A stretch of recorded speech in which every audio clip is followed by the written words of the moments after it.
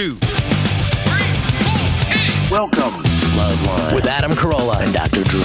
Would you sleep with sick women? I may be pregnant, but I am still a man. Spank the unruly ones. It's indecent, it's vulgar, it's blasphemous. I'm gonna ride you till you can't stand up. Come on, let's go down. All right, keep your shirt on. LoveLine's meant for an adult audience. LoveLine may contain sexually oriented content. Listener discretion is advised. Here's LoveLine with Dr. Drew and Adam Carolla. I got email saying I'm losing it because I'm not saying yes or here's the deal anymore. But believe me, you are. You know, when I said who's the deal every third sentence, everyone said quit saying here's the deal. Or I should say here's the deal. Anyway, phone number for LoveLine, 1-800-LOVE-191. Fax number 310-854-4455. Natalia Cigliuti from Pacific Palisades, the TV show. Right. Is not coming in tonight. Good. Did you call your friend Brittany? Yeah, where's that damn Brittany pal? She should be bringing me some baked confection about now. It's been like a week and a half since Brittany from the same show has brought me a pie or any pastries. Anyway, I'm Adam Carolla. This is Dr. Drew over here. He's a board-certified physician, addiction medicine specialist, and he's not feeling well tonight. No, I'm not. The sickest doctor in the world. Kevorkian. No. It does not get sick as much as you do. 3 little kids. Says it all. Yeah. Your kids go to school, they're viral cultures. They bring it home, it just wipes out the family every 3 weeks. When are we going to do something? When are we going to invent something to take care of this problem? Viruses? Yeah, I mean... It's very complicated. All right, let's just say this, Drew. All right. What if, let's say the modern home, 20 years from now, at the front door there would be a chamber. At that chamber would be, sealed to the outside world, and the kids would be something, sprayed down with something, like the astronauts were when they got back in the early Apollo missions. Adam, everybody's got so much excess cash around to put those chambers in front of their house. I'm sure that'll be a thing. I'll tell you, if I was president, there'd be a chick in every pot, 2 cars in every garage, and a decontamination chamber on every doorstep. Yeah. All right. Let me read some quick. By the way, I'm actually genuinely concerned about viral illnesses. I think that is going to be something in the future. Well, maybe you ought to talk to your doctor buddies who keep handing out the antibiotics and are letting the... No. It's not to do with virus. That's resistant bacteria. It's a whole other issue. This is virus. Listen, you can't see it, and it makes you sick. It's all the same thing. All right. And I am a doctor. Let me read some quick email here. Adam, you used to be funny, but now you come off as a bitter old man who yells at today's youth. Well, of course I'm yelling at today's youth, because if I yelled at the youth from the 40s, they'd be in their 70s now, wouldn't they, Drew? Their 90s. Well, wait a minute, the youth of the 40s? Yeah, okay. 70s, No, all right, whatever. Please, don't steal my thunder. There's no other youth to yell at but today's youth, if you really think about it. So let's just scratch that one off the list. Anyway, I yell at them about things I most likely would have done if it was remotely... Okay, wait, let me go back and read this. Youth about things he, meaning me, would have most likely done if he was remotely tolerable and didn't throw crap. Oh. That's busy. I was so busy flinging feces in my youth that I didn't have time to go out there and knock up women, get tattoos, and whatnot. Now, let me tell you something. Throwing feces is a full-time job, Drew. There's no time in the feces flinging schedule to go out and get involved with snowboarding, skateboarding, tattooing, and drugs and the like. I think that feces behavior was just a defense for you. Full-time way job. Of preoccupying you from the reality that you couldn't achieve. Now listen, fulfill yourself with your peers the way you wish to. I was attacked by feces in high school on an occasion. How that makes me preoccupied with it, I'll never know. I agree with Drew, the educated one in parentheses. He gives the advice, and the show is nothing without him. He carries the show, you moron. Thank you. I want to send a thank you letter to that person. Yeah, it's from Joshua. Yeah. All right. And I believe you have a fear of relationships. Every time a woman shows interest in you, this is good, you mention your obsessive masturbating or talcum powder and interest in adult movies. It's wise beyond his years, this Joshua. Maybe you should maybe you masturbate to escape rejection or reality. Read this on the air if you have the courage to address these accusations and faults. Well, guilty. All right, except for the part about yelling at today's youth, because, as I said, that's the only youth you can yell at. Here's another one from Christina. We have a lot of people who are vehemently defending the junior high. Junior college. Freudian slip. The junior college educational I was getting system. faxes at my office about this, and I have never once participated with you on these tirades you take out on the junior college. Yes. I don't. Yes, but you turned a deaf ear and a blind eye to my tirades. You sit here and let me go on about junior college. Because I figure it's some aspect of that culture that you have experienced that you speak from. I was in junior college. I know what goes on in junior college. Nothing goes on in junior college. All right. But as I said last week, there are people that go there because of lack of economic opportunity or some reason. And those are the people that usually go on and on and on in professional training and graduate level training because they're so appreciative of their education. You go there to score drugs and play hacky sack and dog women. And here's another one. My final question is, why do you loathe Mountain Dew drinkers? What exactly makes you think that people who drink Mountain Dew are losers? And what are those thoughts in your head? I don't personally drink it. Oh, sure you don't. But because I don't like the taste. But they don't like the blanket statement. Christina doesn't enjoy the blanket statement that I make about Mountain Dew drinkers. Listen, find me a smart person that drinks Mountain Dew, and I will change my policy on Mountain Dew as soon as I find an intelligent person that drinks Mountain Dew or Sunny Delight. I will then will have to take that person and have a full psychological evaluation before I admit I was wrong. But so far, no one has brought forth an intelligent Mountain Dew or Sunny Delight drinker. So until you can find one, I will not relent. What is this? Fax to you.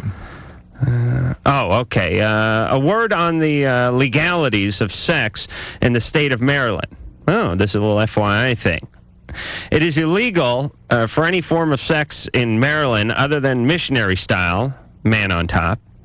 Sodomy, fellatio, cunnilingus, doggy style, woman on top, etc. are all illegal. Also, until recently, husbands were legally allowed to have sex with their wives without the wife's consent, as long as it was man on top, missionary style. Probably has a lot to do with Maryland being founded by Catholics. That's not my opinion. That's what Harrison says. Well, thank you for that little piece of email. All right, Drew, ready to get started with the show? Let's go. Tyra Banks tomorrow night, y'all. Oh, is that tomorrow night? Stephen Baldwin. All right. Let's still do him. Jamie, 15. Hello. Hey. Okay. Well, I'm the first person. That's cool. I'm 15, and I hope my family isn't listening right now. They, busted in my room.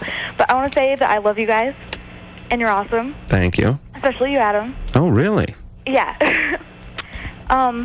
Okay. I'm already scared for Jamie. Go ahead. What? Nothing. Okay. I'm 15, and I think about sex, all the time. And I don't know. I know, almost, practically everything about it, about birth control and, STDs and stuff. Have you had sex? No. In what capacity are you having these fantasies? What? Excuse me? In other words, is this you having fantasies about strangers or about a really involved relationships? So what is it you're fantasizing about? I don't know. Or just the physical act in and of itself? Just that. Yeah. Yeah. You'll after you have sex, your compulsion will wear off. Okay. I think it's the fact that you haven't had it. Yeah. That preoccupies you with it. Some women are preoccupied just with the act. I mean, I always make the point about women being so emotionally involved in it, but there is such a thing. Someone being less receptive with it and more sort of externally preoccupied. I suspect, though, that if Jamie were actually to go out and have sex with a guy she didn't know, and it was not a committed or at least a intimate encounter, she'd be very upset about it. Well, yeah, but I wouldn't just go and do it with anybody. You wouldn't? Right, okay. Well, when do you want to lose your virginity, Jamie? I don't know. I want to find somebody that I like and stuff. All right, so... And I'm completely married. So work on that. Work on getting a relationship. Have you ever had a relationship? Yeah. Not, long and... What happened with that? well, he just like started getting like clingy. That's good that you didn't like that. That's healthy. Yeah. It's not healthy of him to have been so clingy. Okay. You know what, Jamie? This kind of stuff will take care of itself. You know, you sounds like you have good judgment. It sounds like you're not going to run. Are you getting feedback in your headphones? No. I am. You are. That if you, follow your instincts, take your time, that it's perfectly normal if you have these preoccupations. Just don't be too hasty. And understand that it shouldn't be just anybody. It should be somebody at least you want to have a committed relationship with. And thereby, you won't feel so disappointed and empty if it's something that doesn't work out the way you want it to. I'll tell you, there really should be a group called Virginity Finders or something. This is where groups of women get together and talk to young virgins. And explain to them that you are going to get drunk at a frat party, lose your virginity at 16 to a guy who's technically a senior in high school, but it's only because he spent 8 years in Europe in the military and then came back. He's 29 years old now, and he basically drooled on you while Black Sabbath blared in the background, and it was the most miserable experience of your life, and you'd love to have it back, and you'll never get it back. Almost every woman I've spoken to regrets when they give up their virginity. As long as it was under the age of 20. Almost everyone will say, I wish I had 20. You don't want to move that down to 18? Certainly 18, but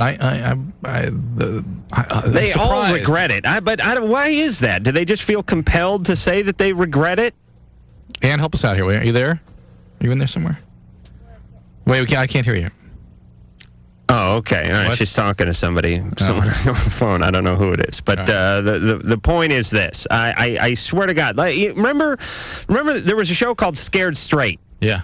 In the late 70s, early 80s. It was a program, wasn't it? I mean, it was a way of taking young people out and showing them what can happen. It was a program that they ran on like PBS, and they showed it in all the high schools and whatnot. And here's what Scared Straight was for those of you who are too young to remember. They take troubled youths, males. Drug addicts mostly. Yeah, inner city guys that are getting into trouble. Right. They've, they're 15 and they've been popped a couple of times. They already have a little rap sheet going. And they take them into prison. And they put them in with the hardcore guys. And the guys talk about, give me your shoes, and they collect all the shoes, and they wipe themselves with the shoes, and then one guy, pops his eyeball out in front of the kids, and they say, if you were in here, you'd be my bitch right now, and blah, blah, blah. And the idea is to scare the crap out of these kids that are getting into trouble so that they can be scared straight. I think they should start this program for teenage women. Bunch of women like Ann and your wife and many other women get together and just talk about how horrible sex is and how they regret losing their virginity and how they can never have it back. Just try to imagine what they would call that. Scared not so straight. Scared lesbian. All right. I listen to her. I don't have a zinger for every time you set me up. Yeah, Ann loves sex, but Ann, did you regret when you lost your virginity? Absolutely not. Hell were you? Yeah, but you paint such a rosy picture of your sexual past. No, it makes me I was sick. with a serious boyfriend. I was 18. Okay. I knew it was the right thing. All right. It was the right person. Yep. It was wonderful. All right, that's that. Never too busy to come in and crap on a point. Producer Ann. That's fine. I mean, It's a valid point. Is it not the case, though, that a lot of your friends regret what they did and when they did it? Yeah, it's because common. a lot of women are afraid to say no, and they do it at the wrong time. Or they really have an over-idealized fantasy about who the guy is they're with and what their relationships can be like. Correct. So. All right. So Ann, you would not be part of that group, but we'll have to get maybe Lisa and Sherry, women that are a little bitterer about losing their virginity, to come in and really scare them straight, as it were. All right. Angie, 17.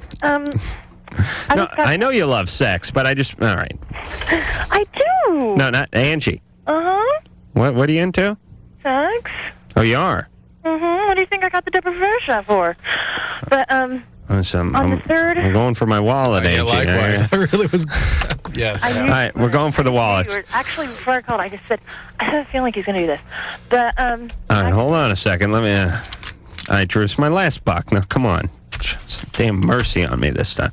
All right, you want to gamble now, or? Well, first answer my question after. All right, go ahead. Okay. On the 3rd of February, I got the Depo-Provera shot, right? And I'm supposed to be on my period when I do that, or whatever, And it quit like 3 days worth, and I had like a clear month, right? Nothing, no periods in the way or anything, right? And then my period happened, and it never quit. It was like a real small, like, light brown discharge. This is the second period after the shot was administered. Mm-hmm. And I've Real had it ever common. since. Real common, especially the first 3 months on the Depo-Provera. It's not uncommon for women to bleed the whole time. Actually, I know, I heard about that from one of my friends. But the thing is that the 3rd of this month it was supposed to quit. And I'm still having... No, Angie, the whole time. 3 months of bleeding. Oh, really? That can happen. In fact, The whole entire 3 months? Like the whole entire, like every single day. So like the 3rd of this next month it should quit? No. It may go on another 3 months. It's very hard to predict for whom it's going to stop and when. But bleeding, irregular bleeding, is the most common side effect or complaint of women who get that shot. It doesn't mean there's anything wrong. It doesn't mean that... make sure you take iron and make sure you're followed carefully by... I'm taking my Centrum every day. And make sure you're... I'm not sure if Centrum has iron, but... It has it in there, I think. And you want to make sure you're followed by a doctor carefully to make sure there's not something else going on causing this. You ought to have your thyroid checked. There are other things to check out to make sure that this isn't sort of precipitating something else, but it's a common complaint. Angie, why did you go on the Depo-Provera? Well, because I've on the 1st of this year, I lost my virginity. And I did not regret it. I've known him ever since I was in 6th grade. All right, was your uncle? No. No. Okay. It was somebody I really cared about, so it wasn't like, here I am, take me now, kind of thing. I'm going to lose it right now, it wasn't like that or anything. Right. But, are you still with the guy? No. No. He didn't call me. He stopped calling like he always did before that. You knew the guy since you were in the 6th grade. Yeah, every once in a while, You lost your virginity to him, and then he stopped calling you. The thing is that he has a touch of manic depression. And, well, you got the manic part. no, I don't. Oh, you don't? Okay. But I do have a sister that's weird. But aren't you going to bet about that? I bet if she was on the line, she'd be saying the same thing. Complexity, that's Angie. Really? Her story must be long and varied. All right. Long and involved. Angie, we're going to gamble on you. Oh, okay. All right? I don't know what the hell. You go ahead. All right. Well, we can do sort of potluck gambling, too. It doesn't always have to be about some form of abuse. Right. And we could gamble as to how many bedrooms are in Angie's house. Hair color, size. There's many things we could gamble on. First thing I'd like to gamble on is I probably dated her older sister at one point or another because it's just my spidey sense is tingling. She's from the Valley. Let's see. Mom and Dad together. What do you think, Drew?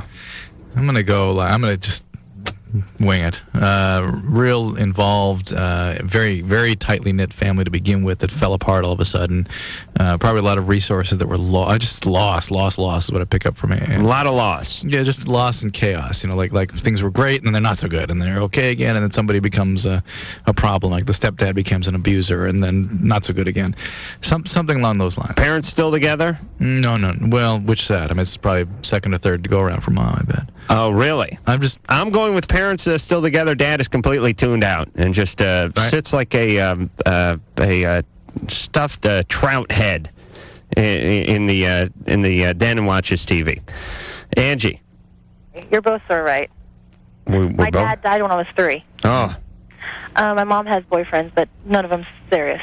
And some of those were kind of abusers and things. No, for her maybe. Yeah, and the original. But let me get this right. The original. My sister's verbally abusive, huh? The original family unit with your dad is super idealized. Yeah. It was perfect. Yeah. Yeah. Before your dad died. Mm-hmm. And who knows what?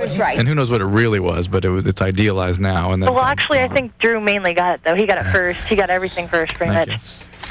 So, but my sister is very verbally abusive. On Christmas, she choked me. She literally did. She went right behind me and did a little chokehold on me. Mm-hmm. What do you consider physically abusive, Angie? Well, that was before.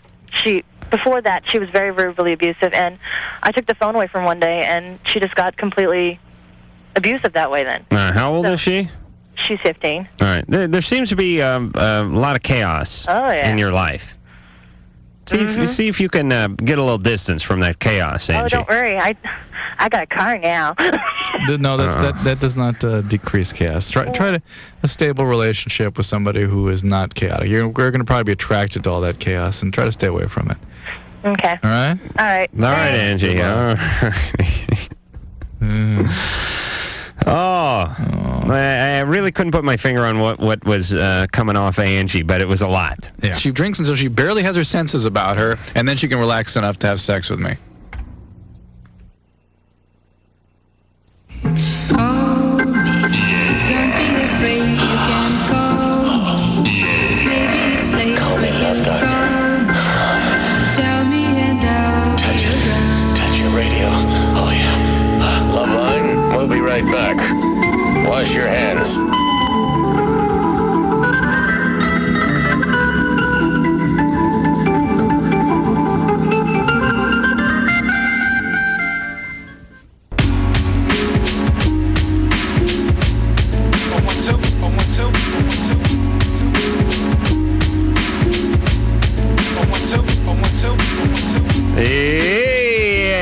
Yes, it is LoveLine. I'm Adam Carolla. That is Dr. Drew, the board-certified one. The phone number, 1-800-LOVE-191. Fax number 310-854-4455. And that is the Sneaker Pimps we're hearing in the background. I wonder if anyone ever found out what happened to Liam. Producer Anna's not at her post. Engineer Mike, do you hear anything? Hi, this is Kelly from the Sneaker Pimps, and you're listening to LoveLine with Adam Carolla and Dr. Drew. Yes, that was the lovely Kelly. Corella. No, she didn't. He didn't do the Corella. She screwed it up a little bit, but not a whole bunch. Not as much as who? Clive Barker. Oh, true. You got a. You're a doctor. You know the problem with you? Your head's full. It's true, like a big mesa. You have to put any more information you have to put on top of that mesa, stuff falls off the other side. It's never so full that you don't have an inane reference that no one understands. I was going to say like a beer stein with a big foamy head on it, and that's it. You can dump as much as you want in, but that's it. It's pouring over the side and down the counter. There's no more room in there. It's all filled with carbuncles and all the human parts and the cysts and pearly penile papules. There's just no more room for any information in Drew's head. That must be nice. I mean, it must be nice to be topped off that early. I mean, by the time you were like 27, it was full. Whereas when I was 27, there was a lizard chasing around a cricket. I mean, if you could have an actual visual of what was going in, a balloon of what was inside my head, it was a gecko lizard shooting its tongue out at a very elusive cricket that was singing, sort of ricocheting around in there, or a hamster on one of those Habitrail exercise wheels. All right, Drew. What are we doing here? Oh, you want to speak to? What? I'm Laura. You know what I'm talking about here? Yeah. Yeah, all right. Let's just do it. Hey, Laura. Laura, forget about the whole tower thing, please. Hello? Laura? Yeah. You goofball. Oh, well, what fun is it now? Oh, listen, I wanted to say that I was dating this couple who I missed badly. I'm just setting up PR. This is the wonderfully talented Laura Kightlinger from Saturday Night Live, HBO specials, and the LoveLine TV show. How are you? Good, Laura. How are you? I'm fine. Now I don't have a problem now, except that I miss you guys. I was say that's our problem too. We can see you anymore. You never said anything about missing Laura. Yes, I miss everybody we worked with over there. I really do. Oh, really? Yeah, I do. Yeah. They listen? I don't know if Laura is. Yes. Yeah. All right. So, Laura, we miss you too. Well, anyways, but here's the thing. I'm going to Dublin tomorrow. Yes. And I want to know if you guys could watch my cats. I love the kitties. And it'd be like a part of you that you left behind that I could touch in inappropriate ways and could never talk. Okay, never mind. Now, what are you going to Dublin for? I know what you're going to Dublin for. The big Kilkenny Comedy Festival. Right. Which I'm a little nervous about because it's, 40 minutes on stage. And what if they don't like me? Yeah, but everyone over there is loaded anyway. I know, but I mean, if I did like 40 minutes here, I can always drive home. Right. There, if I eat it, maybe they'll beat me up afterwards. What are you doing there? What is it? A stand-up thing? Or? Yeah. 40 minutes. Oh, could you imagine? Oh. Think about that. I mean, the only other time period in a career that's longer is maybe a boxer's. And even then, you get a minute to sort of regroup. Exactly. Oh, I could remember doing 10 minutes of stand-up and having it feel as if I was continuously getting my teeth cleaned or something. Yeah, well, I've had sets that have been so bad that I've had what I think is an outer body experience, where I can actually see myself at the bar drinking a scotch and going, "Why does this suck so much? Why am I doing this?" Adam's actually described to me experiences where time slowed down and you could hear his heart beating. Oh yeah. Yes, and the comic I killed is heart pounding as well through the floorboards, saying "Never laugh, Lenore." And by the way, for the sake of our producers, why don't we clarify the reason we aren't seeing Laura is that we're on hiatus right now. Yes, we is. And I hope we're back soon so that we can reunite. So, do you want to plug the gig and any people that happen to be in? See me in Kilkenny. It's about an hour and a half from Dublin. Right. So come on out.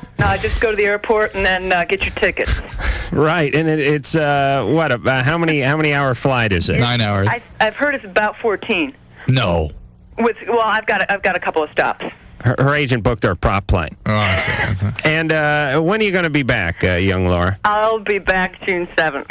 Well, come up here and see us, will you? Okay, I definitely will. All right. We would love to have you on, and you can plug whatever upcoming stand-up gig you have if they didn't kill you in Dublin. I know. Well, if there's cable in Kilkenny, I won't be back. I just want to say I love you both. We love you. I had a great time, and I just want to drag this down because I'm a thinker. Right. Right? Is that what you call it? But listen, if you're drowning, don't grab onto me and suck me down with you. I still got a radio gig. All right. All right. All right. Good luck in Dublin, Laura. And Bye, Drew. Bye-bye. See you next as soon time. as you come back, come see us. Okay. Take care. Quite a comedic talent, the Laura Kightlinger. I really appreciate her sensibilities and nice and relatively sane for a female comedian. She really has a real quality on the radio too. I kind of like that. If you should ever get sick or anything, Adam, you get rid of that whole male-female problem we've got here. Nice. What do you mean? I've said it many a time when people say, "What about the female voice?" I say, "Drew, no clear female voice than the one that comes out of Drew's mouth."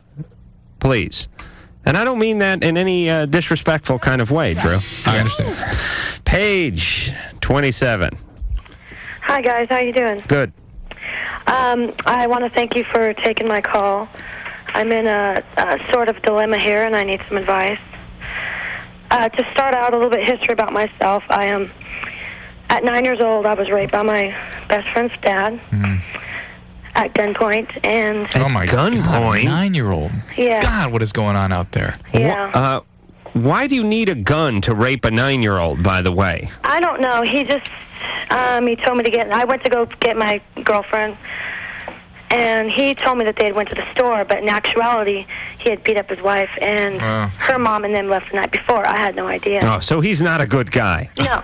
All right, now I see. So and it was. About 6 months later, a cousin of mine came and visited my mom and I for a 3-month vacation. And he abused you too. He sexually abused me. Right. I mean, once a victim, it's just amazing the way the people that are victimizers can sense out the victims. Maybe they just hit everybody up and you don't really notice it, and most people just sort of brush them off. Or beat them up or whatever, and the victims are so paralyzed by that powerlessness that they can't do anything to defend themselves. Well, what I mean is please, girls, there's a rape call on the other line. The girls are having like a pajama party in the next room. They're sending us weird messages here. I almost had a seizure, one of them. Here's what I want to say, Drew. Yeah. Here's an interesting thought. because you're always talking about victims being sniffed out by victimizers. Right. Again and again and again. Right. Maybe this happens all the time. Maybe, and you don't know it. Maybe the cousin that abused her, that victimized her the second time, maybe he put his hand on the lap of somebody else the day before. Right. And that person got up and moved. Right. Or punch him in the face. Yeah, whatever. Right. That's right. Absolutely. That they may be blanketing. It doesn't necessarily mean, but then they also know to pursue it. I mean, right. All right. They feel okay pursuing it. Okay. So, Paige. Yes. Did you bring any criminal action against this guy? Yes, we did. We went to court. He went to jail for 14 years. Good. And God, he must have been really drunk. Yeah, I don't.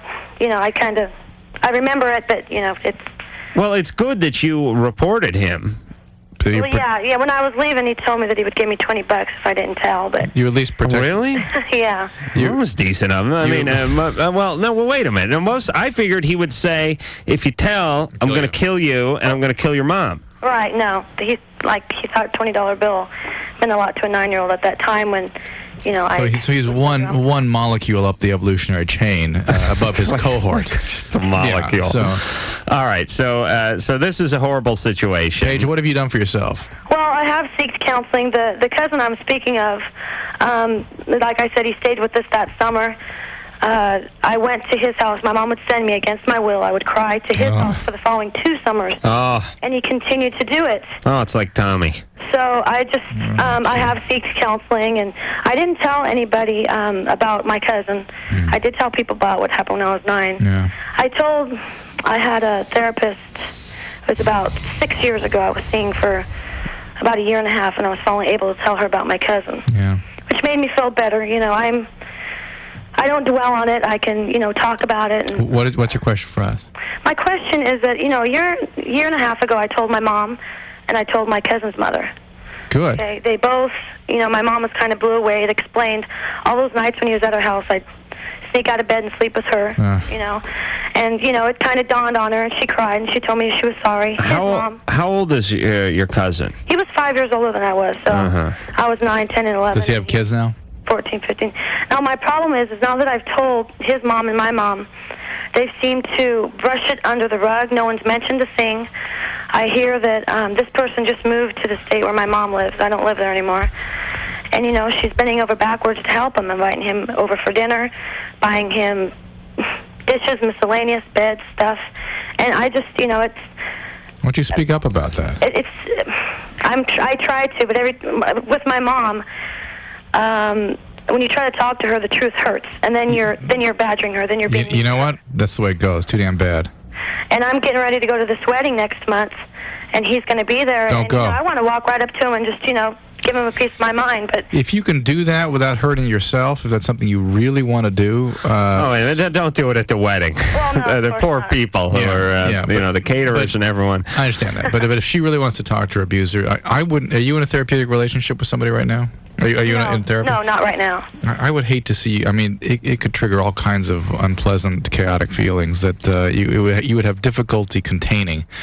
And not acting out upon, unless this was something carefully planned and prepared for. If there's an open bar at the wedding, I smell trouble about an hour and a half into it. I think when the best man makes a toast, I think that's when it happens. I'm not convinced that it would have anything dramatically important for you in terms of making you feel better. It might. I just don't think. I'm not convinced of it. I think it is clearly important for you to deal with your mom. I think it's excellent that you've talked to her. I think that's where a lot of your problems are going to be directed anyway. You're going to be so resentful and angry at her for putting you in the position and not rescuing you from this criminal, this horrible person. I would rather see you focus more on getting him to protect him from other people, particularly kids, if he's going to get married, that sort of thing, and get your mom to get in line. I mean, her behavior is totally out of line. Yeah, well, she's in denial. And it's understandable. But all right, yeah, I would not go to the wedding, and I would tell my mom in no uncertain terms that I'm not going to the wedding because of this cousin ogre. All right, and I was just thinking to myself. By the way, don't take this. That's so he had so many problems back then. That's what he was before. No. Not unless he's had 10 years of intensive work, and then you'd want to talk to the therapist at that point. All right, Drew, you seem to have a handle on this stuff. All right, Drew, sell the hell out of the next call and make it a happy one. All right. This is a Michelle. She's 17, and when she starts to like someone, she's frightened because she might get hurt. Fair enough. No, pick another one. Come on. Here's a Sarah. Was there anal sex one on there? Sorry, somewhere? Adam, that's off the Oh, screen. for Here Christ's you go. sake. That's why we got to get to all the... Let's make anal sex a priority on this show, for Christ's sake, here's Sarah. people. Each time she messes around, her boyfriend passes out. All right. So she's still a virgin. That's good. Meanwhile, as the faceless evil closes in on the hapless sleeping populace across town in a shanty one-bedroom, an old woman feeds her parakeet. Come on, Chirpy, have some cheese. You love cheese. Since when are you afraid of cheese? LoveLine will be right back.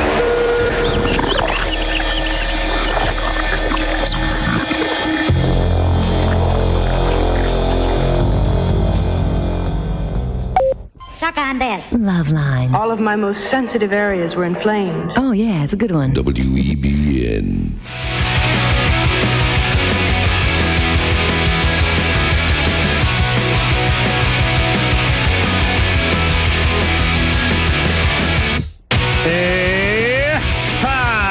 It is LoveLine. I'm Adam Carolla. That is Dr. Drew. Tomorrow night. What was that? Huh? I'm trying to be more animated on the show, Drew. Somebody get through to you? I was reading some email that says I don't say yes. That wasn't being animated, though. I mean, that yes was never very animated. It wasn't? It was all just kind of, yes. All right, I'm back. Ow! Oh, you mean my old yes? Yeah. So don't worry. That's not a call to be more animated. Listen, I aim to please. Right. I get an email that says I need to work the yes and the here's the deal back into the equation. I'm all over that in a big way. And by the way, being away from you for 3 days was bizarre. Yeah. I hate to say it, I missed you for those 3 days. Really? Because we have been working together 7 days a week for a decade. How long has it been? It's been eternity. It's way too long. Yeah. And we've had 2 days off here and there, but 3 days. Yeah. I called Drew's house today, spoke to his wife. She said, you want to talk to Drew? I said, no. Were you sitting there? That goes without saying. No. Oh, good. Would have been. But she said, tell Adam I will come after him with a sharp object if he doesn't buy his hotel room and air from her. Oh, I was talking about Vegas, but no, I'm not going to Vegas. I was trying to settle an argument. All right, here's a little piece of email. Hey, Adam, how come you never give the email address on the air? Yeah, we don't do that. Go ahead and give the email address. LUV191@AOL.com. Here's the deal with the email. I try to read as much of it as I can. I don't respond to much of it because then I couldn't read that much of it. I'm such a piss-poor typist, and I read slowly. Whenever we read email, and anything longer than half a page, Drew, as soon as it comes up on the screen, Drew goes, scroll up. And I go, but wait a minute. I'm not, I don't know who it's from yet. Scroll up. I realize that Drew's read the entire page on the screen before I've even finished the top line. And then what I do is I go, hold on a second. Let me read it. And then I slow down even more. No, then I wait like a beat and a half until I think it's been long enough where a normal person would have read it, and then I scroll up because I can't take you and you and your degree bringing down my collar. But the point is I will read, especially now that I have a little more time. Will read as much of it as I can possibly fit into my skull. I will then bring the good ones in, usually the ones calling me an a-hole, into the studio with me. We'll have a good time with it. As far as replying to it, it is difficult because again, I could not read as much of it if I really. Took That's time. the reason we don't give out the email address because we do not have the time to reply to all the email. Let me just tell you though that we spend at least an hour a day on the computer. Really? With an email? Yes. In addition to responding to the letters? Yes. Oh my God. How come you never bring in an email though? We reply mostly. Lisa does all the replying. Oh, okay. Well, Lisa, if stuff is interesting, Lisa, bring it in. Yeah. The a-hole stuff I want to read. She goes through about 100 emails a day that you guys never even see. All right. Do you have to say that on the air, Ann? For Christ's Well, sake. you're making it sound like we don't reply. We can't. I said I can't reply. All right. But others are. All right. But can't we give the The more illusion educated ones that are. Drew and myself have some connection to the show in some remote way when we're not here?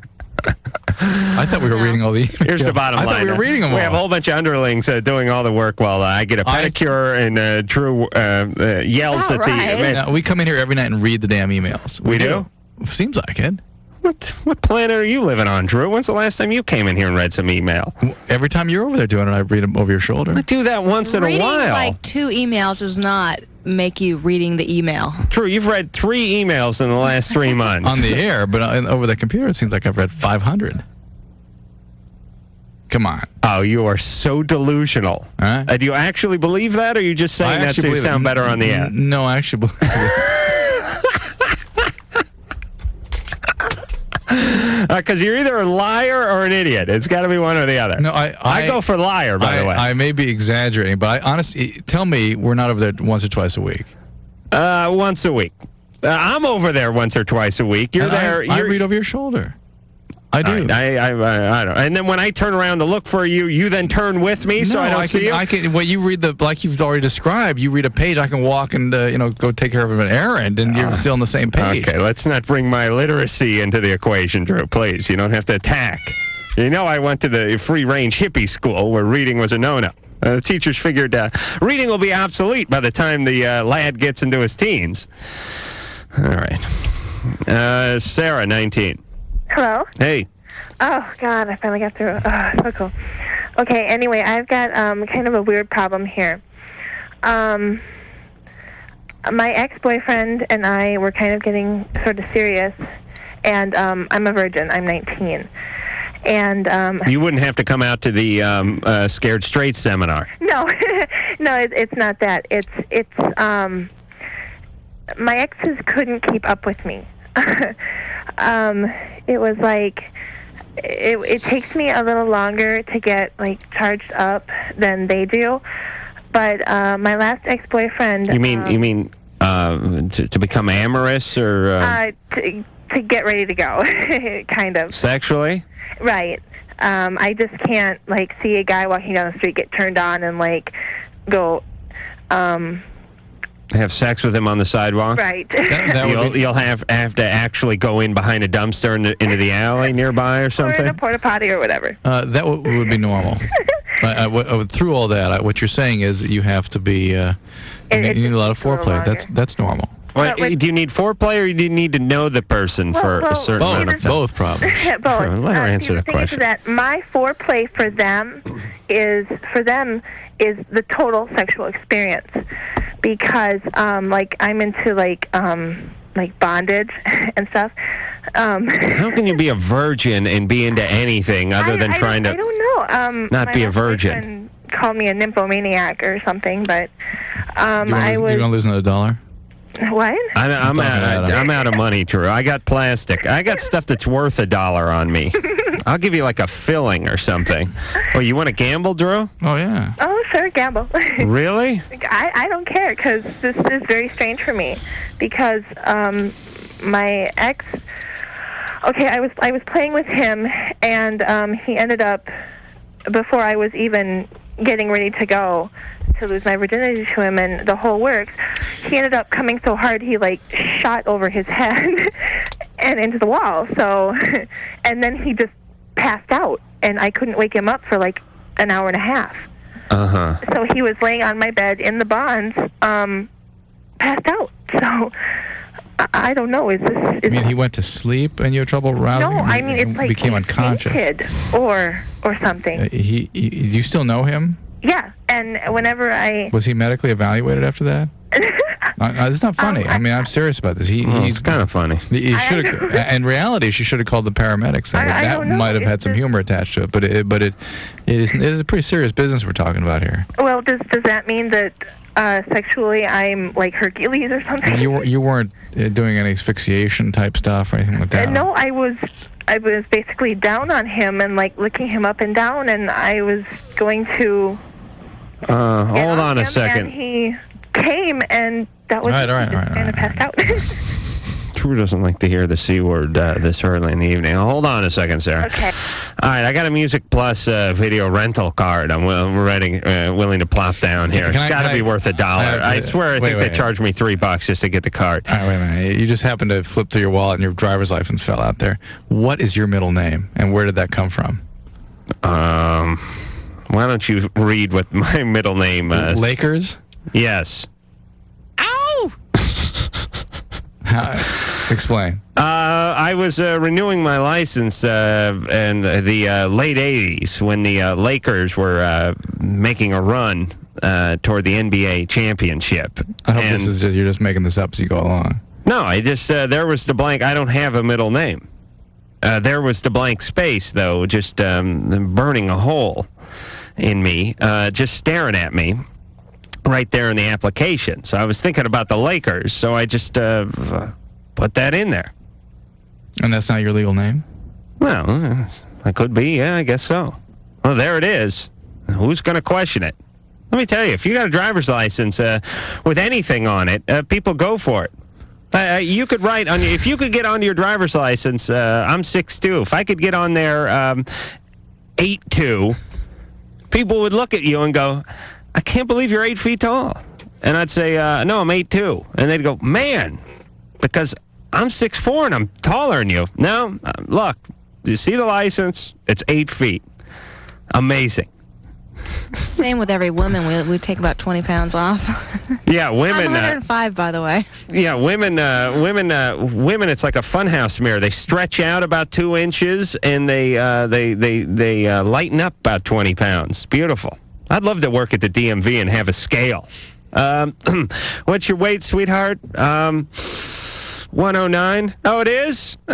Would you come back here for a second? We got a scale. We just had it calibrated. Like, hey, Sam. Today. Hey, Sam, we have to have someone monitor this. And, of course, this is perjury if it's wrong. We will give you 9 ounces one way or the other. So, please. I could see women. They would be spitting, taking their shoes off, trying to pull fillings out. That would be awesome, wouldn't it? This is a great candid camera idea. That sounds fun. What were we doing, Drew? Were we trying to gamble? Betty, you put something else out here. What is this? It's a Music Plus video rental card. All right, here's what we're going to do. That's your $1? I don't have $1. I'm out of money now. We got to go to break. We'll come back, and we'll try to figure out what's up with Sarah, the virgin nymphomaniac. The voices are trying to throw me off while I'm trying to concentrate on this. Okay, you're safe. Thank you. LoveLine will be right back.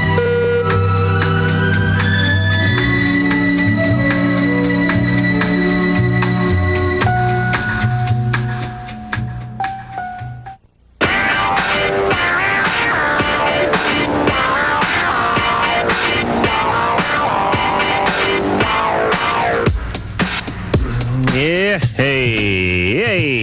hey. It is the LoveLine. Adam Carolla and Dr. Drew here. Stephen Baldwin of the Baldwins in tomorrow. Oh, God, I wish I was one of those Baldwins. Tomorrow night. And then Tyra Banks come Wednesday. She was on the cover of the Sports Illustrated swimsuit. Oh, yes.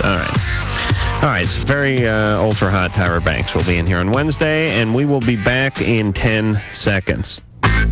This is LoveLine on Radio Station. WEBN Cincinnati.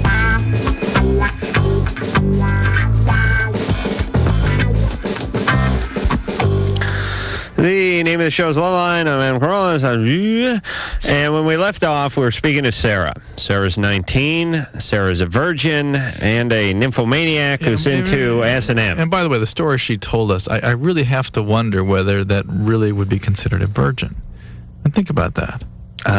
She went. That question. She licked her boyfriend to such a point that he ejaculated over his head and onto the wall. In which case, the little help call comes out. I've never had to do that. I'm lucky if I hit the ground if I'm standing. But he went and then passed out for 2 hours while she tried to wake him up. And listen, if anyone's out there who I have a sexual experience with, and I pass out and you can't wake me up, go ahead and call the paramedics. Right. Do me a favor. Pull on a pair of gym trunks over my private parts and, prop me up a little. But go ahead. Feel free to call the paramedics. This guy was in, like, handcuffs or something. Oh, was he? Sarah? Yes. Was this guy in handcuffs? Yes. He was? Yeah. How'd you know that, Drew? She said that. She did? I said that, yeah. Oh. I was so immersed in the whole distance ejaculation part of the call that I missed the crucial handcuff. It's okay. All right. So now, why is it that you're a virgin? Well, I've never had intercourse, but I've done like oral sex and stuff like that. All right. But I've never... God has taken you off his virgin list, by the way. God keeps a list. Well, he's probably taken me off a bunch of his lists, but...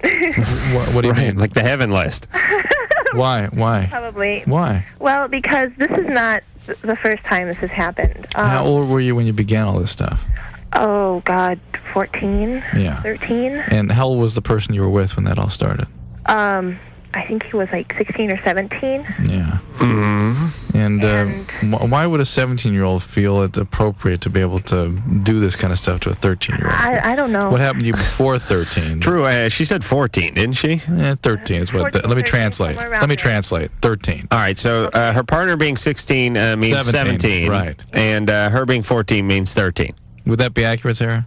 Just about. Yeah. Just about. Okay. All right. All right. And what I'm building the case for is that Sarah was somehow an appropriate victim for this damn 17-year-old to act out on. And why? Well, our big question is, what happened to make you that way? And, basically, he came up to me. No, forget the 17-year-old. What happened before that? Let me ask you this. This is an interesting question. Did you have a long illness when you were a child? No. No. Okay. Were you ever physically abused? No. What happened? Why at 13 the 7-year-old feel he could act out like this? I don't know. My best friend says I was born with it. With what? With the nymphomaniac thing. No. Well, if your best friend says she was born with it, Drew, then by golly, your best friend. Sheila, who chews a lot of gum, teases her hair, and has pictures of John Stamos up on her bedroom ceiling. That one? No. Okay. All right. So listen, you're virgin. Do you want to lose your virginity? Yeah, I've been trying for the past couple of years now, but it seems that any partner that I try with, he doesn't seem to be able to keep up with me. What kind of BS is that? What are you talking about? Keep up with you. I don't know. Basically, by the time I'm ready to go, he's... How long does it take for you to be ready to go? Well, between half an hour and 2 hours, depending on what the situation is. And by the way, that is not nymphomania then. But it's really somebody that's preoccupied defensively with sex, but really when it gets down to it, is not into it. Yeah, you are. You listen. If you wanted to have sex with a guy, you'd have sex with him. Yeah, but I'm more into like the foreplay beforehand and then just diving into it. No, you rob him of his vital fluids, knowing that that's also going to kill his resolve.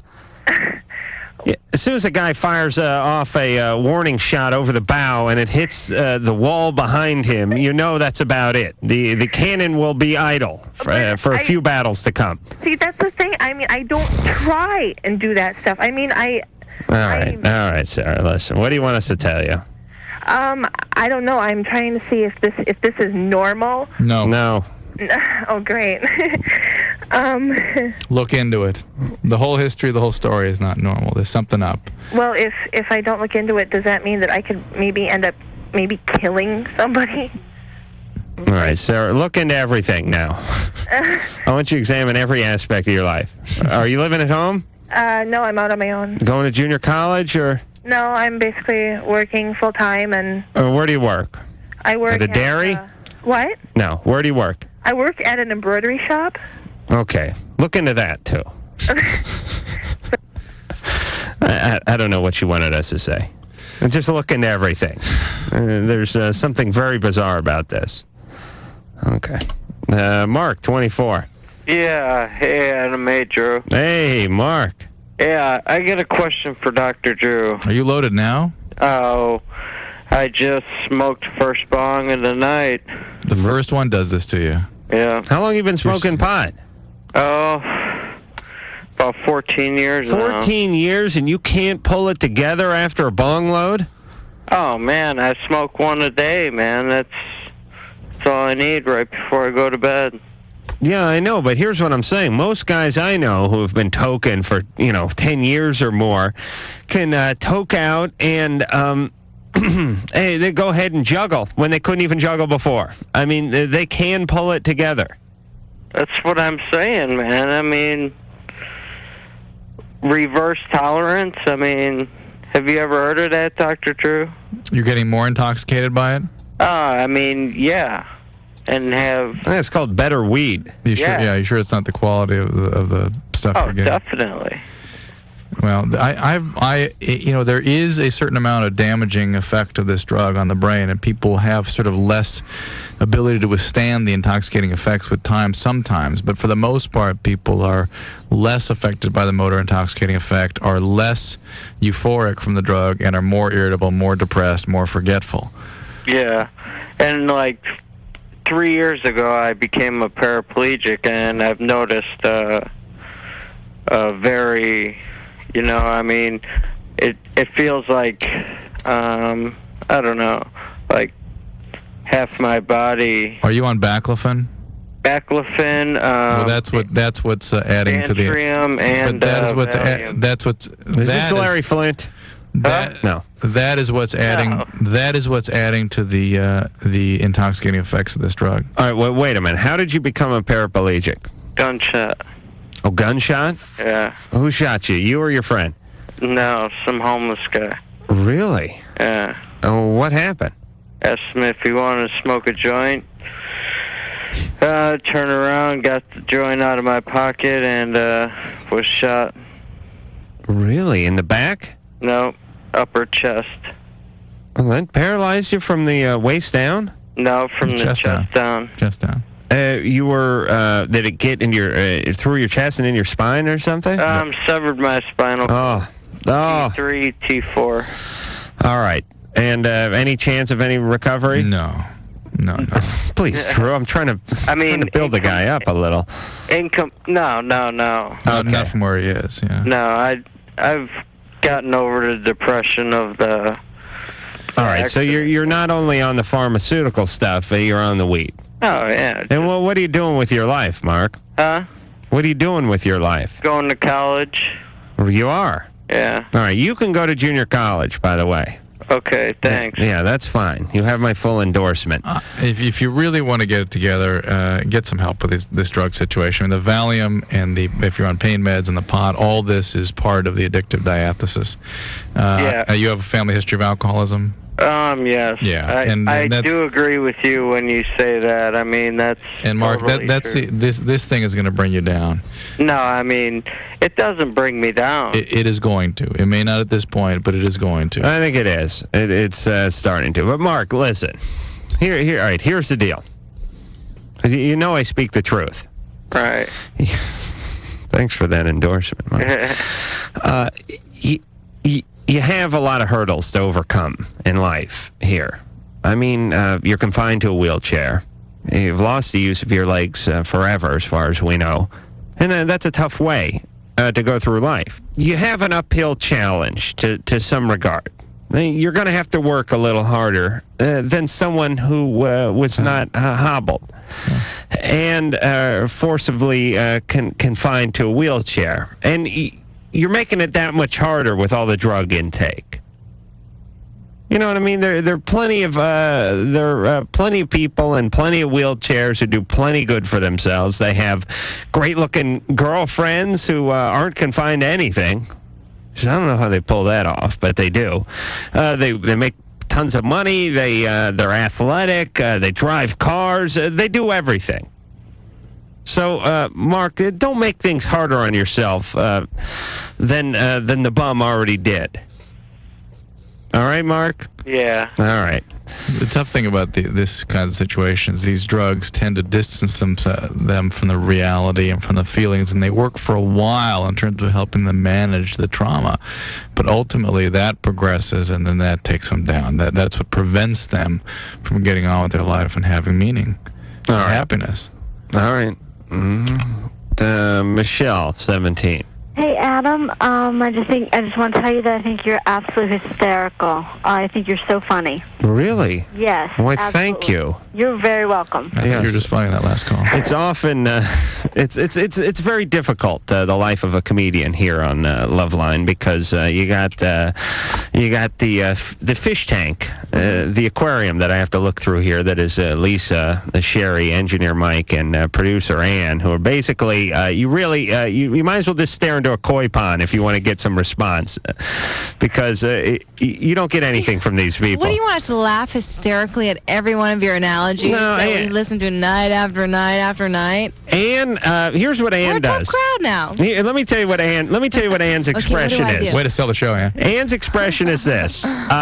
You know when you take a bite out of something at a restaurant, you think to yourself one of two things. Either this meat has gone bad or this isn't what I ordered. And then you look back down at the plate for a second. That is Ann's usual look. That kind of, I'm not sure what's going on here, but I know it's not good. You know what, Adam? When I do laugh, you feel all that much better. That's true. It's a huge payoff. It's a real reward. It's like an alcoholic father who withholds his love, but once in a while rises to the occasion after a six-pack and says, "Come here, I love you." And then there's Drew, who just he doesn't care. Grouper in the tank. The grouper Deep in the down tank. inside, I'm laughing, but I just don't want you to get a big head. All right, you were just such a normal guy. I appreciate you keeping me in check. I know. I'm spinning out of control.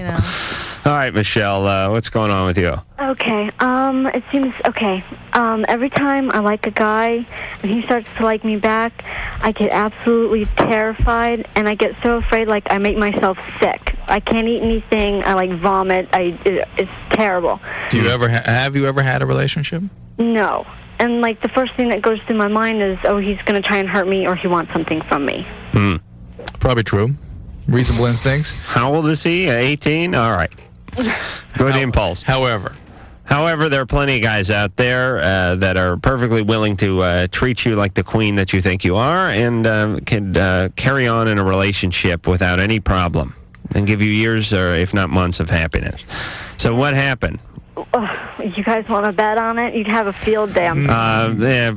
This is too easy. Something happened. I don't know where your dad is and what he did to you, but he did something. It wasn't my dad. Neighbor. Actually, my mom never married my dad. She left him when I was 2, and she married one of his friends. And he was my stepdad. But then they got divorced when I was 9. But he was just the best dad ever. I'm closer to him than I was my dad. But from the ages between 3 and 10, I was manhandled by 5 different guys. And when I was who were these guys? One of them was my friend's cousin. Manhandle. What does that mean exactly? Touching me where they should not touch me, Okay. and one guy shoved his foot up me. I was laying down. It was at a daycare, and I was laying down. And how did you react to these things? Well, I was shocked. I didn't know what to do. I told everybody. I told my parents. I told daycare teachers, and either they wouldn't do anything or. Did you ever strike back in any way? Fight back? No. How old was the perpetrator? I was going to say pedophile, but pediophile. How old was the guy who put his foot in you? He was. Let's see. I was about 7. He was about 10, 11. Why is it that nobody believed you, or nobody took any action? I don't know, because I guess they think they're young. They're just, I don't know. They just really didn't do nothing about it. Feet will be feet, Drew. I think that was their approach to the whole thing. All right, but here's the deal. Here's what I can't figure out, and Drew can't figure it out either. I know because I speak for Drew. If you had this great relationship with this stepfather, yet stepdad left too, though. I know, but in these years, you know what I mean, Drew? It's like saying, I have a great relationship with my kids or my girlfriend's kids or whatever it is. Meanwhile, she's being, passed around like a joint at a Doobie Brothers concert between all these guys, traumatizing her. Where is stepdad during this? How come he doesn't know about it? What's going on there? If people didn't know me, they would take exception to what I'm about to say, I think. But I'm going to say that the manner in which she interpreted these transgressions were overdone.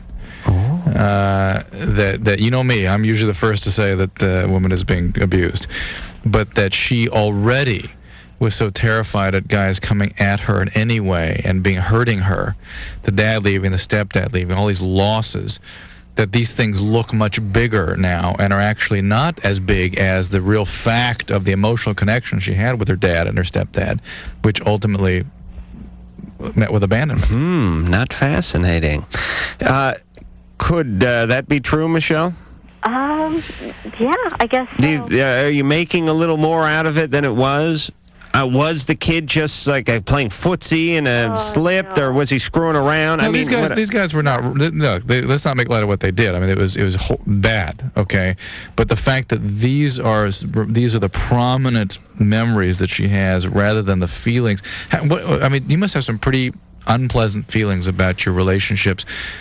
Yeah. with your dad and stepdad. I mean, not so much that they were bad relationships, but how they ended must be very painful. Oh yeah. When my mom left my stepdad, I mean, he was like my best friend. We got along so good, and she basically one day she just said that we were going to leave, and like 2 days later we're in Texas. See, I think the memories are displacements a little bit of something else. All right. Well, either way, you were torn away from important men in developmental parts of your life, and that's what this is. Yeah, right. And now you're afraid that the next guy you attached to is going to leave, and of course, right. Simple psychological math. And the really horrible thing is she's probably going to find some guy that will.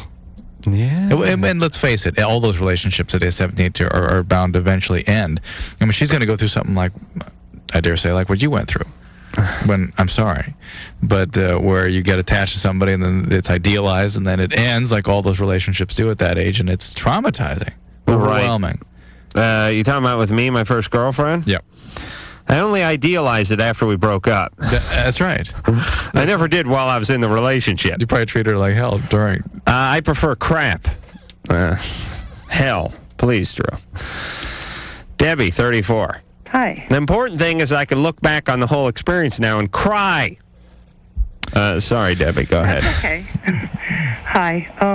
I wanted to let you know, too, one thing is I like Mountain Dew. Oh, you do? Yeah. Okay. Well, thank you for that. I'm putting together a little profile here. Say the word that starts with a V that would pertain to a woman's genitalia for a second, would you? Vagina. Oh. All right. All right. Just checking. Okay. And how much education do you have, Debbie? Oh, I graduated high school and I went through a couple years of college, but I never finished. Mm-hmm. Junior college? A community college. All right, that's junior college. Mm-hmm. Uh-huh. And then what? Well, what kind of job do you currently hold down?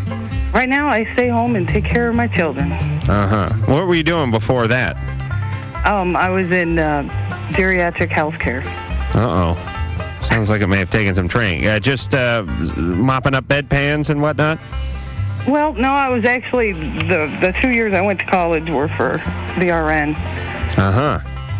Well, it wasn't quite 2 years, that's why I didn't make it. I see. My little boy got sick, so I had to stop. Okay.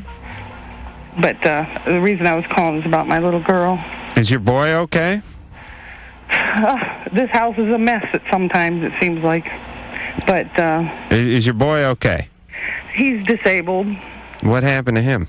Oh, he was born with lots of orthopedic problems. He has some heart problems. He has emotional problems. He has a lot of problems. How old is he now? 10. All right. And your girl, daughter. how many children do you have? 2. Okay, and your daughter's got some stuff going on too. Yeah, last summer she was molested. And we prosecuted the guy and everything. He's in jail and all that, but she won't talk about it. And I'm worried for her. You know, that's normal for a 12-year-old.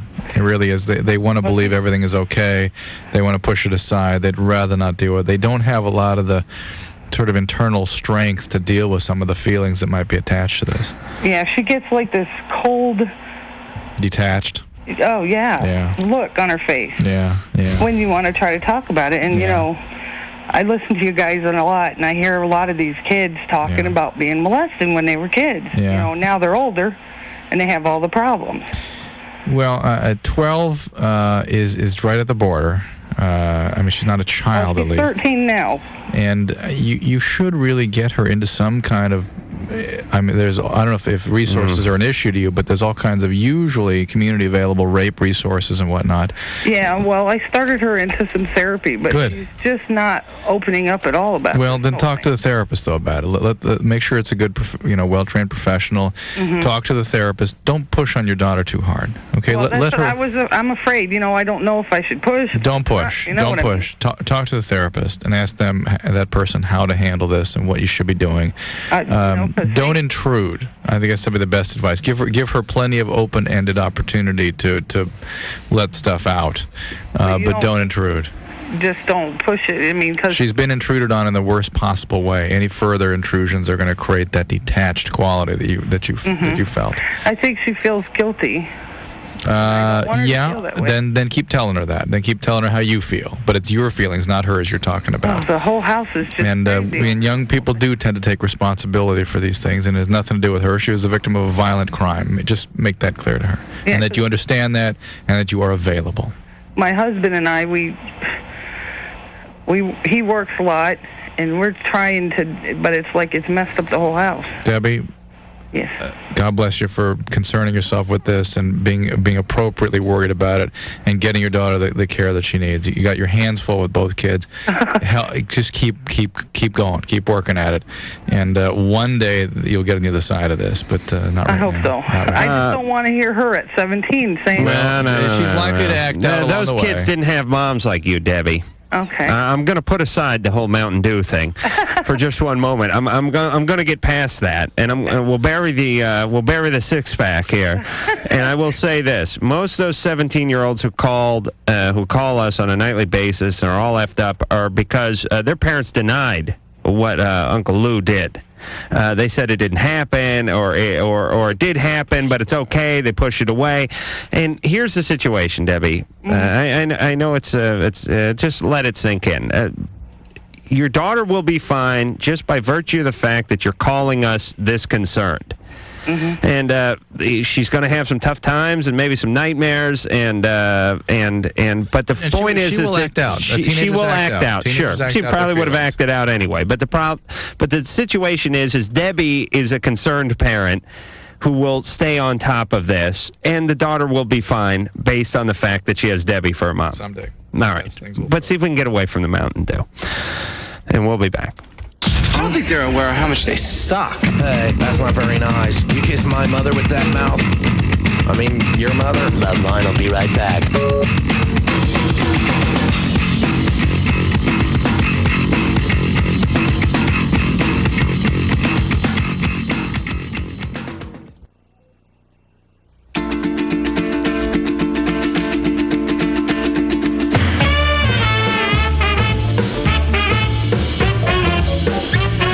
All right. LoveLine. Damn Mike. Hey, this is Adam Carolla. That is Dr. Drew and Stephen Baldwin tomorrow night. Then Tyra Banks, and then I don't know who else. Someone big, I'm Tom sure. Arnold's he coming Thursday? Oh, yeah, Tom Arnold. We hope so, yeah. We hope so. Don't worry about it, guys. Just worry about tomorrow.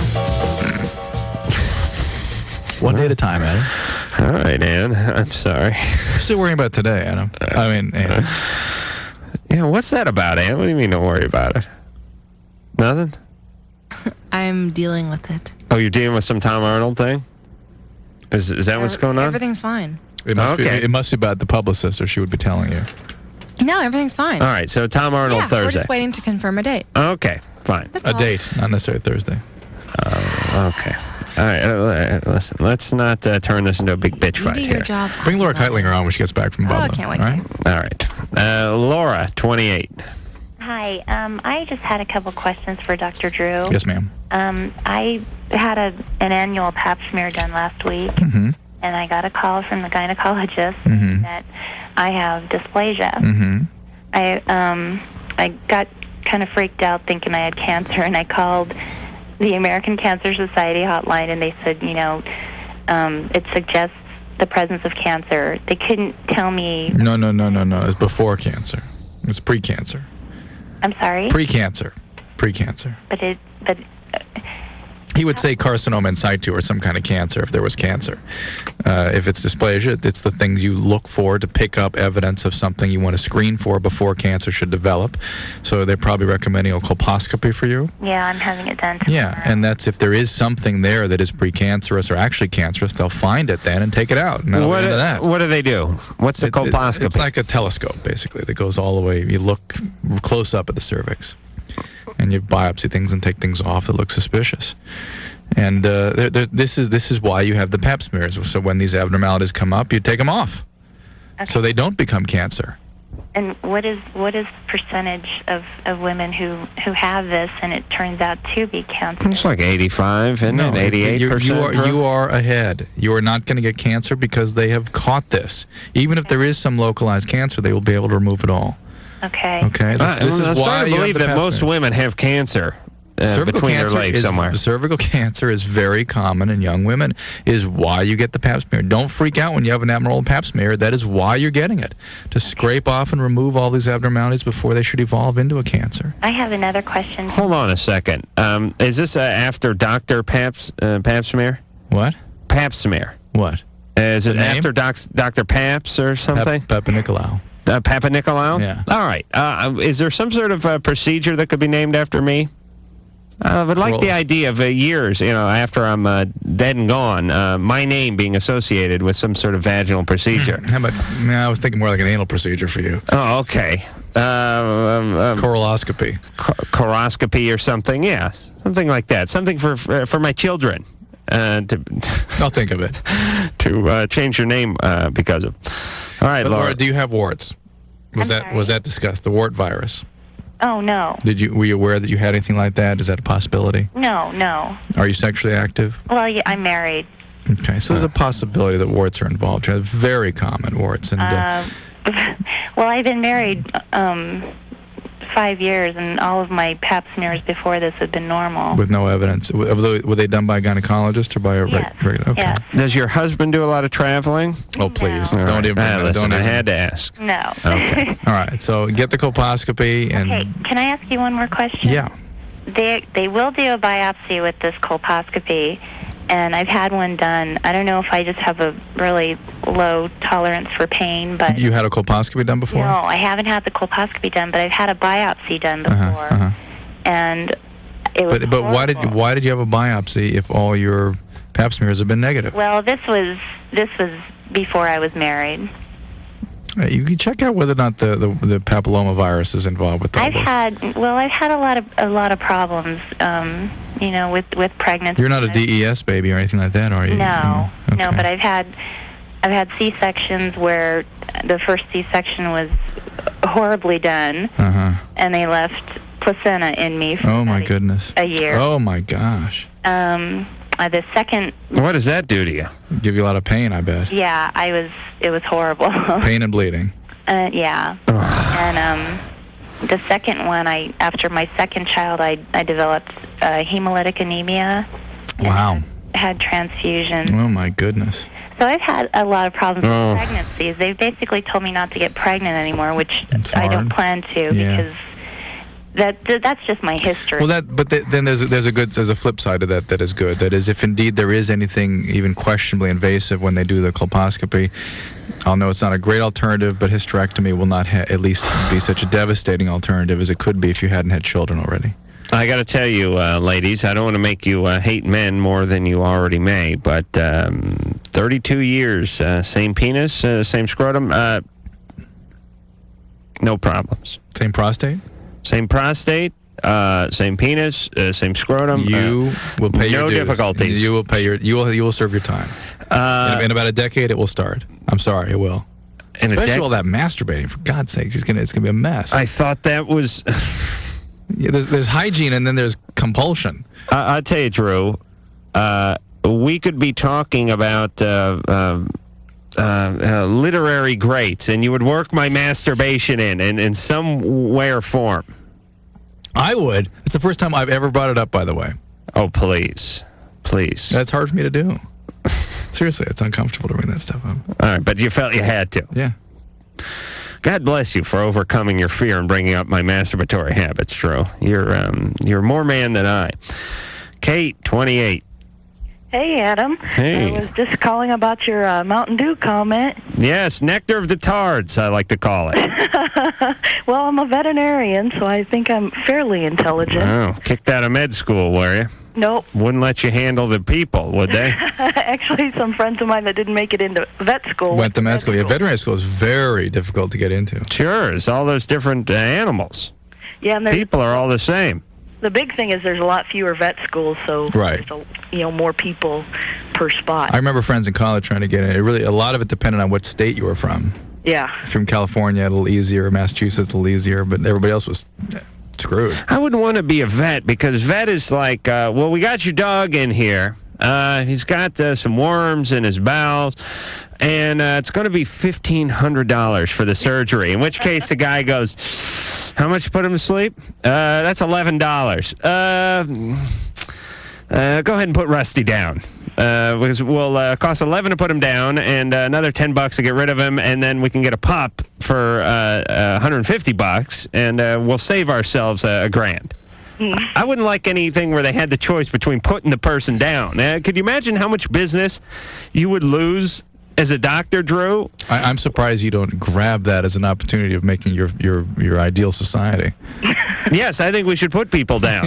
Very, very good point. All right, so Kate, you drink Mountain Dew. And Sunny D. Oh, my goodness. Where are you from? Oh, you need a man badly. The Midwest. Really? Mm-hmm. And what is it? Do you really have it in for yourself, don't you, Kate? You cannot possibly like the taste of either one of those beverages. What happened to you? Nasal disease or Were you beaten? Nope. Do you have a deviated septum, some sort of problem in which you cannot perceive taste? What is up with you? Nope. Really? No molestation. You're not penetrated with an orange juice container at some point in your life. No. The local Coke distributor never felt you up. All right, no. She said no. I cannot believe this. No, I started drinking Mountain Dew in high school because it had the most caffeine. Right. I can understand drinking it for sort of medicinal purposes. What about this one, Sunny Delight, though? Explain that. Yeah, explain the Sunny Delight. I like Sunny Delight. You like it like a guy who likes heroin likes heroin? Do you need it or do you like it? It's okay. Would you rather have a glass of fresh squeezed orange juice or some of that god-awful Sunny Delight? This is the Midwest, not California. That's true. That's Good right. point. There you go. That's true. That's the closest thing they get to orange juice.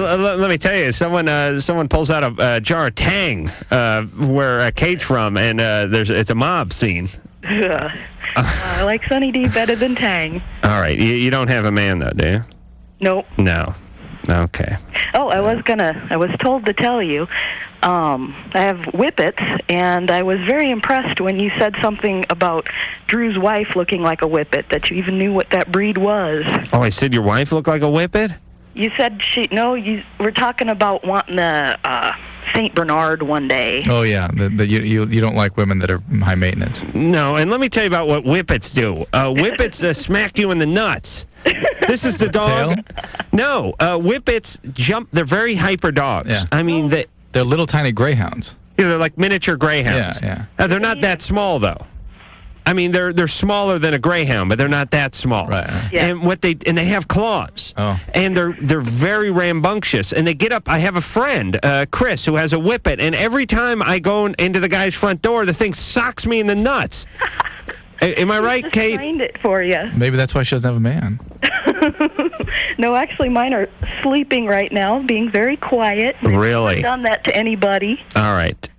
He's just trained his dog to get you. Don't get so wrapped up in the animal kingdom that you don't find yourself a good piece of man every once in a while, Kate. Well, I haven't been out of school that long, and it's rather difficult to have a relationship. All right, I'm just saying. So hard for women that you know what?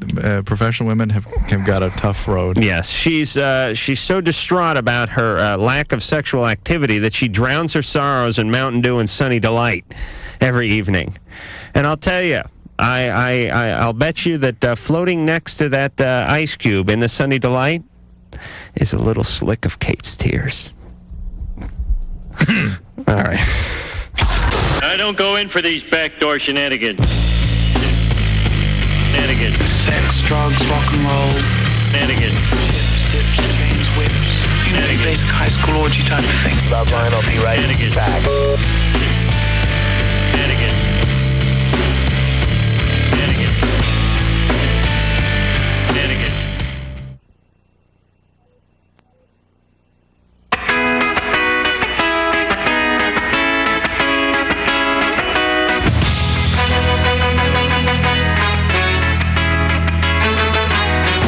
Hey, LoveLine. Adam Carolla and Dr. Drew here. And if Mountain Dew is nectar of the tards, then Sunny Delight is elixir of the damned. Yes, that's what I will. That's what I'll tell that. And then don't get me started on that. Took you a 4-minute break to come up with that. Huh? That Fruitopia. They should be sued for using the word fruit in Fruitopia. All right. Oh, Kiana. Yeah. You're 13. You've been on hold for 122 minutes and 29 seconds. Oh, my God. That's almost an hour. Almost 2 hours. Well, this question is really for anyone who really wants to answer it. Isn't that over 2 hours? It is over 2 hours. Yeah. Oh, Mr. Genius. I was half asleep. That's when you called my name. I was like, oh, my God. Well, I went to this party a couple of Kiana, I'm sorry, but Carrot Top is on the hotline. We got to go. Okay. All right. Hey, Carrot. I call him Top, because we're tight. All right, Kiana, what's going on? Okay. I went to this party a couple of days ago, and I met these two guys. They were very cute. And I started talking to one of them, and he was very nice and everything. But then I found out that I was attracted to the other one. Mm-hmm. And the other one had a girlfriend, and he. Did you know that at the time? Did you know that at the time? No. When I asked him about it, he said, "Yeah, I kind of sort of do." And I was like, "Okay," but that only made me want him more. Mm-hmm. And I was wondering, was that kind of normal for me, to want him more because of him having a girlfriend? It is natural. When I was in junior high, I used to say I was married, just to see if I could drum up any action. Yeah, there is something about that women are attracted to that sort of thing. I don't know why. Okay, but then they was telling me that, he's no good. He's like a dog. Here's, hold on a second. I was just trying to think of the difference between young men and young women. Here's the difference, right, in a nutshell. Young women are more attracted to a guy who has a girlfriend or a wife, and young men are more attracted to a woman who's passed out because she's had too much beer. But the funny part about it is that right away I didn't like the girl because she had the boy I wanted. Right. She was a bitch. Right. Well, I didn't call her that, but yeah, that's how I was thinking. I think these are all natural, instinctive, at least given our Western culture such as it is, that these are natural sorts of impulses that women seem to come up with. I mean, men have their own set of impulses that are irrational, and women have theirs. Yeah, but the people who go to school with him, they were nah, he's such a dog, he's like a player and stuff. All right, but learn to be more rational with these instincts and contain them a little bit, and know that they are not. They're misleading, and be careful. And she is containing them. Yeah. Yeah, but you're still preoccupied with this guy. I mean, because I just have this totally big crush on him. I mean, I didn't call the guy today. I called another guy today and told him to get his number. Well, understand that you are probably getting yourself in trouble on multiple levels. One is he has somebody else. Two is everybody's telling you what a jerk he is. Well, he's sort of every time someone asks him about her, he's sort of kind of he's yeah, that's because he's a jerk, because he doesn't want anybody to think he has a girlfriend. And let me tell you something. If you were able to win this guy away, the player who has a girlfriend. Guess what he'd say about Kiana, the girlfriend? Yeah. Yeah, in about a week. Yeah, I kind of have a girlfriend. Maybe. No, really not. We're just going out. Oh, okay. Right. He would be screwing around on you. Yeah, because that was probably going to be my second question, which is, should I go for dating him? Or Well, but listen, Kiana, it is a catch-22, as they say, which means it's a lose-lose.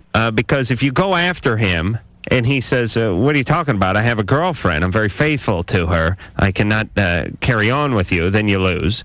And if you go after him and he says, I have a girlfriend, but I'm willing to dump her for you, then you lose, too. It's just you'll lose in a couple of weeks when he starts dating your friend.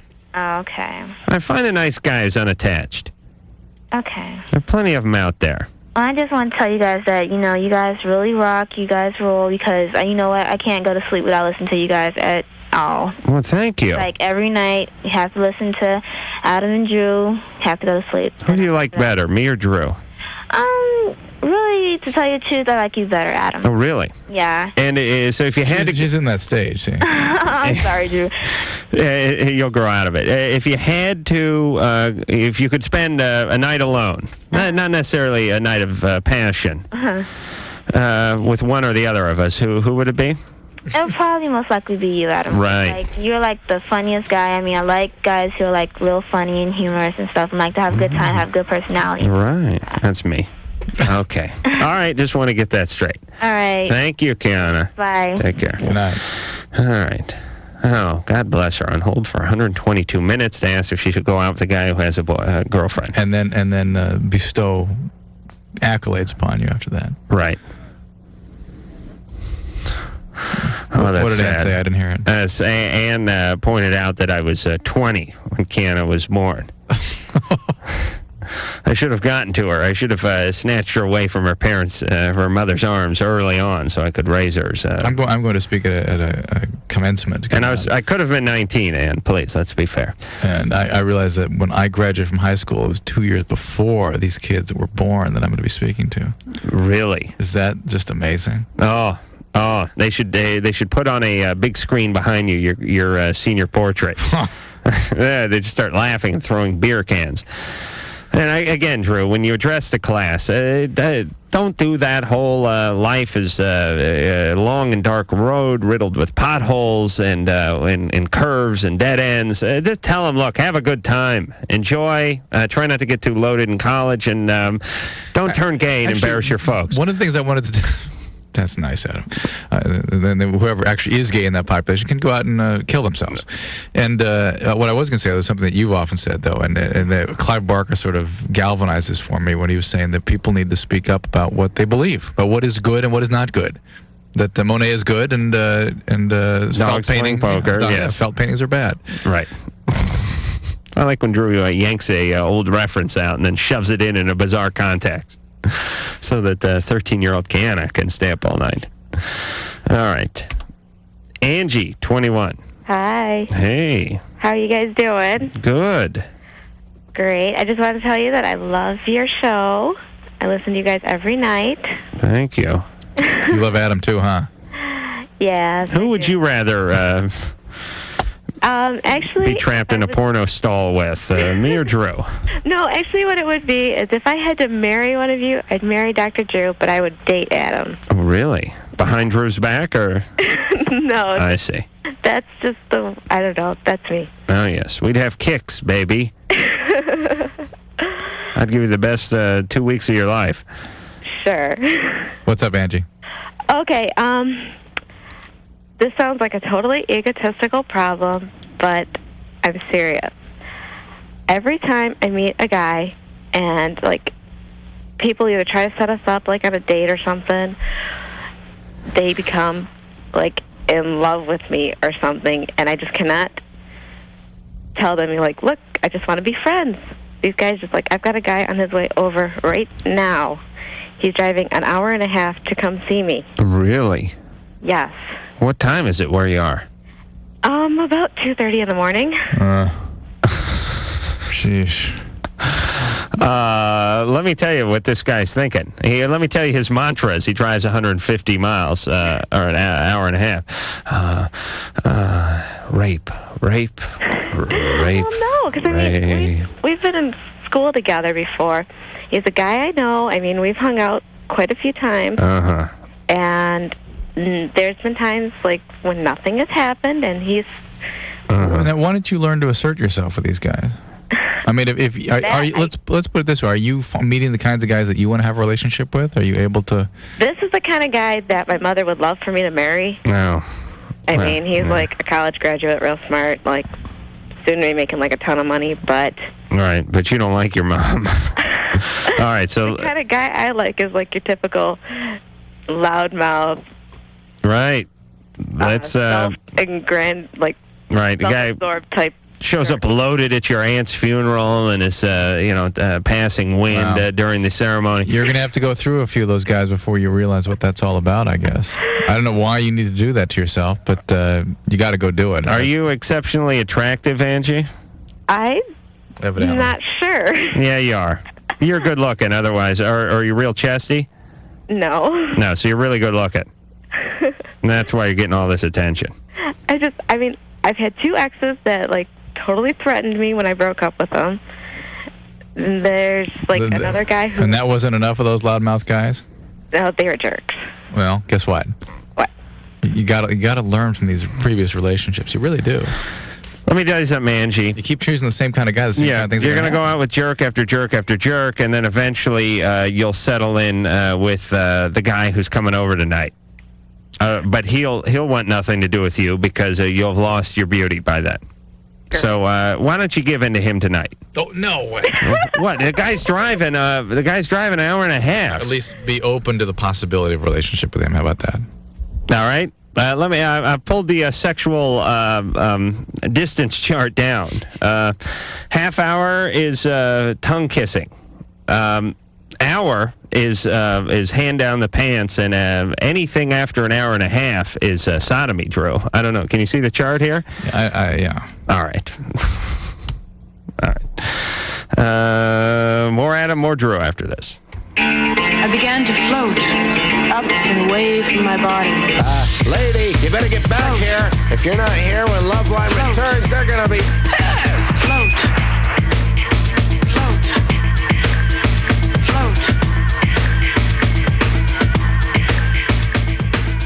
Then short notice. I ran into Darren, at the Mighty Mighty Bosstones concert like a month ago, and Darren said, and John actually from Goldfinger, and Darren said, I've been doing a lot of thinking. Which is amazing. That's a place. Listen. And Darren said, I've been doing a lot of thinking, and I think what you need is like the third opinion guy on the show. And maybe I could just come in and hang out, and I would be, I would settle disputes, and I would be like the third opinion. I said, I'll bounce that off of no one and get back to you. So anyway, although I do sort of miss the boys from Goldfinger, so wherever the hell they are, actually Darren's probably listening now, so we should get them back on and see them soon. Yeah. All right. Also, Ann, what about John Popper? What about the Horde tour? Isn't that coming up soon? That's and coming isn't he through going to our be town real around soon? Is he going to be around promoting that or anything? Probably around July. Ah, all right. Yeah, we'll do that maybe. Okay. Let's